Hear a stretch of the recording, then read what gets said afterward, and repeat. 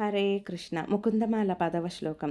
కరచరణ సరోజే కాంతిమన్నేత్రమీనే శ్రమముషి భుజవీచి వ్యాకులే గాధమార్గే హరిసరసి విగాహ్య పీయతేజోజలౌఘం భవమరుపరికిన్నఃఖేదమద్యత్యజామి.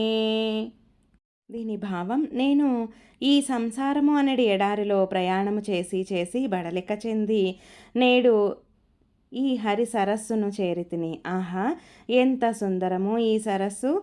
ఆ హరి కరచరణములే మిలమిలలాడు చేపలు, భుజములే అందు కదలాడు కెరటములు. అది శ్రమములు అన్నింటినీ హరించును. ఆ రేవులు అవగాహనము అంటే స్నానము చేయుటకు అనుకూలముగా లోతు కలవై ఉండును.